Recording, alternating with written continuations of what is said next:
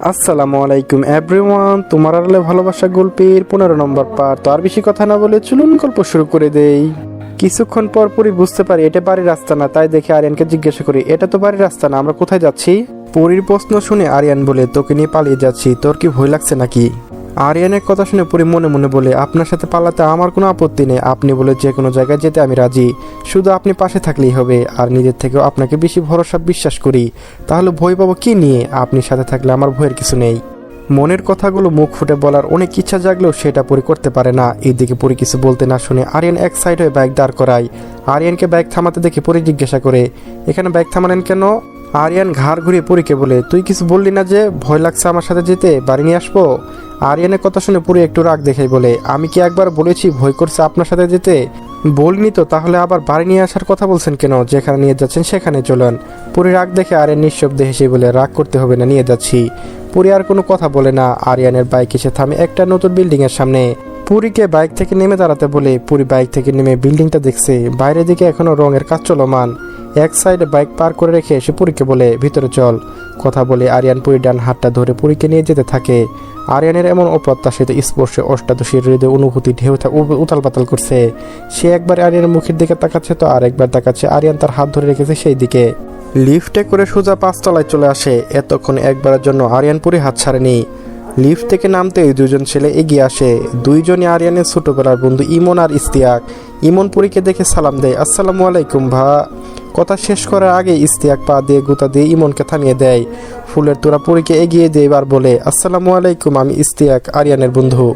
পুরী সালামের উত্তর দেয়। তারপর প্রথমে সালাম দেওয়া ছেলেটার দিকে তাকিয়েও সালামের উত্তর দেয়। ইমন বলে, আমার নাম ইমন, আমিও আরিয়ানের বন্ধু, ভিতরে আসেন। নাম শুনে পুরী মনে পড়ে সকালে মরিয়ম বেগমের কথা বলছিলেন, তার মানে এটা আরিয়ান ভাইয়ের নতুন অফিস। আরিয়ান পুরীকে নিয়ে নিজের কেবিনের দিকে চলে যায়। ওরা দুইজন চলে যেতে ইস্তিয়াক ইমনকে বলে, এখনই তো দিচ্ছিলি ফাঁসিয়ে, তোর কথার কোনো লাগাম নেই, পেটে কোনো কথা থাকে না, এবার আরিয়ান তোর ব্যবস্থা নেবে। ইস্তিয়াকের কথা শুনে ইমন বলে, এখনই তো দিচ্ছিলি ফাঁসিয়ে, তোর কথার কোনো লাগাম নেই, পেটে কোনো কথা থাকে না, এবার আরিয়ান তোর ব্যবস্থা নেবে। ইস্তিয়াকের কথা শুনে ইমন বলে, আমি কি ইচ্ছা করে বলেছি? মুখ ফসকে বেরিয়ে গেছে। এক্সাইটমেন্ট বলেছি, তুই আমাকে বাঁচিয়ে নিস আরিয়ানের হাত থেকে। আমি পারবো না এখন, চল, পরে এই বিষয়ে কথা হবে। আরিয়ান পুরীকে নিয়ে নিজের কেবিনে এসেছে। কাচের দরজা খুলে পুরীকে বলে, আপনি এক রুমে প্রবেশ করেন ম্যাডাম। আরিয়ানের কথা শুনে পুরী একবার আরিয়ানের দিকে তাকিয়ে রুমের ভেতর প্রবেশ করে। পুরো ঘরটা নীল আর পাল্পের একটা অদ্ভুত ছেড়ে রং করা। চেয়ারের পিছনে পুরোটা কাজ, দেয়ালে বেশগুলো ছবি, বেশিরভাগই মোটিভেশন কথা। তার মধ্যে একটা ছবি দেখে পুরী চোখ আটকে যায়। একজোড়া ছোট হাতের ছাপ, যার নিচে সুন্দর করে এন লেখা। পুরী ভালো করে ছবিটা দেখতে লাগলো। পুরী মনে মনে ভাবছে, এই ছোট হাতের ছাপ কার হতে পারে, আবার নিচে এন লেখা। এতক্ষণে চিন্তা ভাবনা শেষ। পুরী ভাবলো, এটা আমার হাতের ছাপ না তো, আমার পুরো নাম তো নূরেই খান পুরী, নূরের এন না তো, কিন্তু আমার তো ছোট হাতের ছাপ আরিয়ান ভাইয়ের কাছে কিভাবে আসবে? পুরী ভাবনার অবসান ঘটিয়ে আরিয়ানের কথা শুনে পুরী কেবিনে রেখে আরিয়ান গিয়েছিল কিছু নাস্তা আনতে। নিজের হাতে সব গুছিয়ে পুরীর জন্য নিয়ে এসেছে। পুরীকে এক মনে হাতের ছবি দিকে তাকিয়ে থাকতে দেখে আরিয়ানের ডাক দেয় পুরী। আরিয়ানের ডাক শুনে পুরী পিছন ফিরে দেখে আরিয়ান টেবিলে অনেক রকম খাবারের পিসি রাখছে। পুরী আরিয়ানের কাছে এগিয়ে এসে বলে, এত সব খাবার কে খাবে? আরিয়ান পুরীকে চেয়ার বসতে দিয়ে বলে, আমার অফিসে আজকে প্রথম এসেছিস, আপ্যায়ন না করলে হবে? নেখা, তোর পছন্দের চিজ পাস্তা এনেছি। পাস্তা পিজে পুরীর কাছে এগিয়ে দিয়ে জিজ্ঞাসা করে, নতুন অফিসে কেমন লাগলো, পছন্দ হয়েছে? পুরী আরিয়ানের কথায় বলে, অনেক পছন্দ হয়েছে, আপনার নতুন ব্যবসায় অনেক অনেক উন্নতি হোক, এই দোয়াই করি। পুরীর কথা শুনে আরিয়ান মনে মনে বলে, তোর যোগ্য হওয়ার জন্য তো ব্যবসাতে উন্নতি করতেই হবে, না হলে তো তোর দাবি করবো কিভাবে? তোকে না পেলে এই আরিয়ান মরে যাবে রে পুরী, একদম নিঃশেষ হয়ে যাব এই জীবনে, তুই শুধু আমার, শুধুই আমার। আরিয়ানকে চুপ থাকতে দেখে পুরী জিজ্ঞাসা করে, চুপ করে আছেন কেন? আর আমি কি এতগুলো একা খেতে পারবো? আপনি খান। পুরীর কথা শুনে আরিয়ান মনের জগৎ থেকে বের হয়ে আসে। পুরীকে বলে, খাইয়ে দে, তাহলেই খাবো।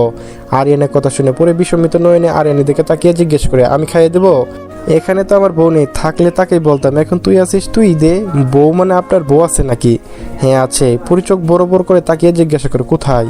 আরিয়ান মুখ অন্যদিকে ঘুরিয়ে বিড়বিড় করে বলে, এই যে আমার সামনে বসে এত ভালোভাবে খাবার ফেলে আমাকে খাওয়াচ্ছে। আরিয়ান কি বলছে বুঝতে না পেরে পুরী আবার জিজ্ঞাসা করে, কি হলো বলুন? পুরী কণ্ঠে চাপা ক্রোধ মিশ্রিত। পুরী এই জেলাসি আরিয়ান বেশ এনজয় করছে আর মনে মনে ভাবছে। আরিয়ানের উত্তর আশায় পুরী এখনো তার দিকে তাকিয়ে আছে। আরিয়ান পুরীর দিকে তাকিয়ে বলে, আমার কাছে তার বাড়িতে বিয়ে না হলে কিভাবে বুঝবো একই আছে? যখন বিয়ে হবে জানবো, এখন খাইয়ে দে। আরিয়ানের মজা বুঝতে পেরে পুরী পাস্তা চামচে করে তুলে আরিয়ানকে খাইয়ে দেয়। আরিয়ানের পার্সোনাল কেবিনে আরিয়ান তার পার্সোনাল মানুষটাকে নিয়ে বসে আছে।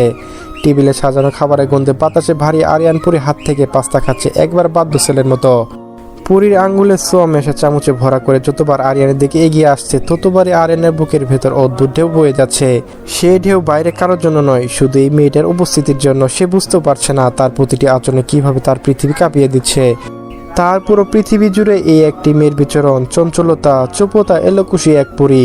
চামচ এগিয়ে দিতে দিতে হঠাৎই পুরী চোখ আটকে গেল আরিয়ানের চোখে। মুহূর্তটা যেন থমকে দাঁড়ালো। অপলক দৃষ্টিতে আরিয়ানে তাকিয়ে আছে পুরীর দিকে। মনোমুগ্ধকর নয়নের দৃষ্টি দিয়ে বিচরণ করছে পুরীর সমস্ত অধর, চক্ষু যুগল। চোখে সেই স্থির দৃষ্টি, পুরীর ভিতরে এক অদ্ভুত ঝড় বয়ে গেল। যেন চারপাশের শব্দ, আলো, এমনকি নিজের নিঃশ্বাসের আওয়াজে মিলিয়ে গেল কোথায়। সমস্ত মনোযোগ ছিনিয়ে নিল শুধু সেই চোখ দুটি, গভীর, স্থির, অথচ অজানা অনুরাগ ভরা। পুরীর বুকের ভেতর হঠাৎ করে ঢেউ খেলে গেল। মনের গোপন কোণে জমে থাকা অচেনা প্রশ্নগুলো একে একে জেগে উঠল। কেন এই মানুষটার দিকে তাকালে পৃথিবী থেমে যায়? কেন এই দৃষ্টি অন্তরে গোপনতম দরজা খুলে দেয়? কোনো মনে হয় এই চোখে আছে ভরসা, আস্থা, ভালোবাসার ইঙ্গিত। এত প্রশ্নের উত্তর খুঁজে পায় না পুরী হাত কেঁপে উঠল সামান্য, অথচ চামচ নামিয়ে নেওয়া সাহস পেল না। ভেতরে ভেতরে কি প্রবল ঝড়, কিন্তু বাইরে পুরী তখনও নিশ্চুপ। শুধু দৃষ্টি মিলল, মুহূর্তে যেন হারিয়ে ফেলল নিজের সমস্ত প্রতিরোধ। নিজের মনের অবাধ্য ইচ্ছাগুলো জেগে উঠতে থাকে। সেই মুহূর্তে আরিয়ান নিজের দৃষ্টি সরিয়ে নেয়। পুরীর দৃষ্টি উষ্ঠদয়, মুখখানা, সব কিছু আরিয়ানের চুম্বনের ন্যায় আকর্ষণ করছে। নিজের মনে অবাধ্য ইচ্ছেগুলোকে দমন করতে চেয়ার থেকে উঠে অন্যদিকে মুখ করে দাঁড়িয়ে লম্বা লম্বা শ্বাস নিতে থাকে। অস্থিরতা কিছুতেই যেন কাটছেই না। আরিয়ানকে এভাবে অস্থির হতে দেখে পুরী বসা থেকে উঠে এসে আরিয়ানের পাশে এসে দাঁড়ায়। জিজ্ঞাসা করে, আপনার কোনো সমস্যা হচ্ছে? কোনো কষ্ট হচ্ছে? কি হয়েছে? তাকান আমার দিকে। পুরী আরিয়ানকে হাত ধরে নিজের দিকে ঘুরিয়ে দাঁড় করায়। এসির ভিতর থেকেও আরিয়ান ঘেমে পুরো ভিজে গিয়েছে। এভাবে ঘাম দেখে পুরী আরিয়ানকে ধরে চেয়ারে বসিয়ে জিজ্ঞাসা করে, এভাবে ঘুমাচ্ছেন কেন? কি হয়েছে বলুন? আরিয়ান বলে, পানি দে। পুরী তড়িঘড়ি করে পানির গ্লাসটা এগিয়ে দেয়। এক নিঃশ্বাসে পানি শেষ করে আরিয়ান বলে, কিছু হয়নি। চিজ বা দুগ্ধজাত দ্রব্য আমার অ্যালার্জি আছে, খেয়াল ছিল না, খেয়ে ফেলেছি, তাই একটু সাবগ্রেশন হচ্ছিল। এখন ঠিক আছে, তুই বস। আরিয়ানের কথা শুনে পুরী ভয় পেয়ে যায়। আরিয়ানের কাছে যে ওর মাথায় মুখে হাত বোলাতে বোলাতে বলে, এখনই ডাক্তারের কাছে চলেন, দেখবেন বেশি সমস্যা হবে না। পুরী হাতটা আরিয়ানের তার কপালের উপর চেপে ধরে বলে, এখন আর কষ্ট হচ্ছে না, টেনশন করিস না। পুরী হাত আরিয়ানের কপালে ধরে রেখেছে। আরিয়ানের দিক থেকে দৃষ্টি সরাতে পারছে না। আরিয়ানের স্পর্শে বুকের ভেতর ধবনি হয়ে অচেনা কোনো সুরটা শব্দহীন অথচ গভীর। কেবিনের বাইরে থেকে তাহসিন গলা শুনতে পেয়ে পুরী দৌড়ে দরজা খুলে দেয়। তাহসিনকে বলতে থাকে, দেখ ভাইয়া, আরিয়ান ভাইয়ের কি হয়েছে? বলছে চিজ নাকি অ্যালার্জি আছে, তাই সাবগ্রেশন হচ্ছে, তুই একটু দেখ। পুরী আতঙ্কিত মুখ দেখে তাহসিন বলে, এত ঘাবড়ে যাস না, আমি দেখছি। কেবিনের ভিতরে ঢুকে আরিয়ানের কাছে এসে দাঁড়ায়। তাহসিন আরিয়ানকে জিজ্ঞাসা করে, কি হয়েছে? আরিয়ান তখন ইশারা দিয়ে তাহসিনকে নিচু হতে বলে। তাহসিন নিচু হয়ে আরিয়ানের কথা শুনতে আরিয়ান তখন বলে, ওসব কিছু না, তোর বোন তো আমাকে মেরে ফেলার উদ্যোগ নিয়েছে, তাই এই ব্যবস্থা। কিন্তু সেটা ওকে বলবো কিভাবে? সেই জন্য একটু মিথ্যা বলেছি। ডোন্ট মাইন্ড সম্বন্ধী, এরকমভাবে তোমার বোন যদি আমাকে ঘায়েল করে তাহলে কোনোদিন কন্ট্রোললেস হয়ে কি করে ফেলবো নিজেও জানি না। আরিয়ানের কথা শেষ হতেই পুরী জিজ্ঞাসা করে, কি হয়েছে? কানের কাছে ফিসফিস করছেন, সিরিয়াস সমস্যা? তাহসিন তখন সোজা হয়ে দাঁড়িয়ে পুরীকে বলে, এখন সমস্যা নেই ভাই, ঠিক আছে। পুরীর সাথে কথা বলে তাহসিন আরিয়ানকে বলে, বাড়িতে পৌঁছে দিয়ে আসো, মাগরিবের আজান হয়ে যাচ্ছে। তাহসিনের কথা শুনে ঘাড় ঘুরিয়ে সময় দেখে আরিয়ান পুরীকে বলে, আমি হাত মুখ দিয়ে পানি নিয়ে আসি, তুই বস। 5 মিনিটের মতো আরিয়ান ফ্রেশ হয়ে এসে পুরীকে নিয়ে বাড়ির উদ্দেশ্যে বেরিয়ে পড়ে। পুরো রাস্তা পুরী আরিয়ানকে 100 বার শুধু জিজ্ঞাসা করেছে আরিয়ান কোনো সমস্যা হচ্ছে কিনা, কিন্তু আরিয়ান প্রতিবার উত্তর দিয়েছে না।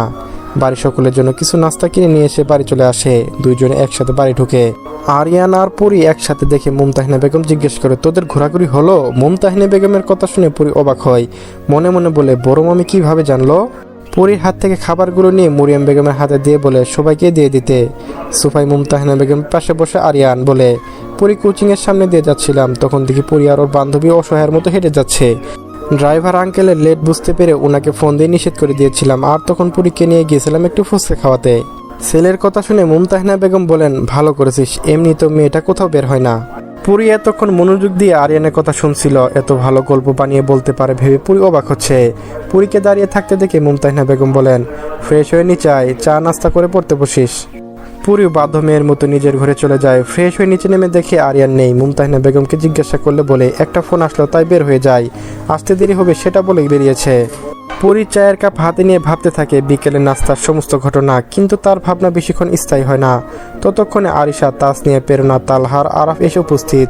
ওদের সাথে হাসি মজা আর খেলা করতে করতে রাত 10টা বেজে যায়। খান বাড়ির 3 কর্তা চলে এসেছেন, কিন্তু আরিয়ান আর তাহসিন কোনো খোঁজ নেই। ফোন দিয়ে জানিয়েছে দেরি হবে, কিন্তু কত দেরি হবে সেটা নিশ্চিত নয়। পরি নিজের ঘরে বেলকুনিতে দাঁড়িয়ে অপেক্ষা করতে থাকে। একটা বাইকের শব্দে যা জানান দিবে তার ভালোবাসা মানুষের আগমনের। রাত যত বাড়তে থাকে, অপেক্ষার প্রহর ততই দীর্ঘ হতে থাকে। গতকাল রাতে আরিয়ানের জন্য অপেক্ষা করতে করতে কখন যে ঘুমিয়ে পড়েছি পরি তো খেয়ালই নেই। সকালে ঘুম ভাঙতে পরি মনে পড়ে যায় কাল রাতে আরিয়ান ভাইয়ের জন্য অপেক্ষা করার কথা। বারান্দায় দাঁড়াতে ভয় লাগছিল বলে বিছানায় এসে বসেছিল, তারপর কখন যে ঘুমিয়েছে টেরই পায়নি। ঘড়িতে সময় বলছে সকাল 7টা। কোনো রকম ওয়াশরুমে যেয়ে ব্রাশ করে মুখ ধুয়ে এসে ঘর থেকে বের হয়। করিডোরে দাঁড়িয়ে নিচের পরিস্থিতি দেখে নেয়। রান্নাঘরে মামিরা রান্না করছে, তাছাড়া আর কেউ নেই।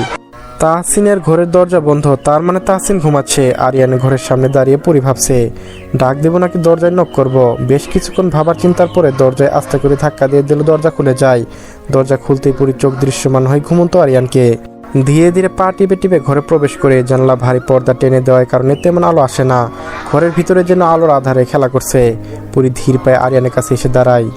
ঘরের নরম অন্ধকারে ভেসে উঠল আরিয়ানের শান্ত ঘুমন্ত মুখ। পরি চোখ হঠাৎ থমকে গেল, যেন থেমে গেছে এই এক দৃশ্যে। ঘুমন্ত আরিয়ানকে দেখে পরির বুকের ভেতর অদ্ভুত এক কাঁপুনি থাকে, নিঃশ্বাসে যেন আটকে আসছে। মায়াবী শান্ত চেহারা এতটা নিষ্পাপ আর স্নিগ্ধ দেখাচ্ছে যে পরি মনে হয় এই মানুষটা জেগে থাকলে যতটা রাগে কঠিন আর তার অহংকার, ঘুমের ভেতর ততটাই কোমল আর সৃষ্টিসুলভ। পরি চোখ স্থির হয়ে যায় তার মুখের দিকে, ভ্রু দুটো সামান্য কুঁচকে আসে, যেন স্বপ্নের কিছু ভাবছে। ঠোঁটের কোণে অচেতন একটুখানি হাসি খেলে যাচ্ছে। অবিরন্ত চুলগুলো এলোমেলো হয়ে ললাটে লেপটে আছে। পরি মনে হয় হাত বাড়িয়ে তার কপালে চুলগুলো সরিয়ে দিতে, কিন্তু সাহস হয় না। আরিয়ানের শান্ত মুখশ্রীর দিকে তাকিয়ে কেটে যায় কিছু মুহূর্ত। আরিয়ানের মুখের দিকে তাকিয়ে পরি মনে মনে ভাবে শৈশবে আপনাকে কৃত ভয় পেতাম, আপনার চোখের দৃষ্টি কঠোরতা দেখে আমার শ্বাস বন্ধ হয়ে যেত। কিন্তু আজ আপনাকে ঘুমন্ত মুখ দেখে বুঝি সেই কঠোরতা আড়ালে লুকিয়েছিল এক অচেতন কোমলতা, এক এমন টান বলুন তো, যাকে একদিন দূরে রাখতে চাইতাম আজ তার নিঃশ্বাসের ছন্দ শুনে আমার বুক ভরে ওঠে নীরবে আবেগে। যার উপস্থিতি আমার মনে এক অদ্ভুত প্রশান্তি দিয়ে যায়। আপনার নামহীন উপস্থিতি আমার অস্থির মনকে থামিয়ে দেয়। নিজের মনের অভিব্যক্তি মনের মধ্যে রেখে আস্তে ধীরে পা বাড়ায় ঘর থেকে বের হওয়ার জন্য। ঠিক সে সময় আরিয়ানা ঘুম জড়ানো কণ্ঠে ডাক দেয়, পরি চলবে গাইস। পরবর্তী পার্টও আপলোড দেওয়া হয়েছে, তো সবাই দেখে নিন একটু কষ্ট করে। ধন্যবাদ সবাইকে, আর সবাই একটু সাবস্ক্রাইব করেন কিন্তু।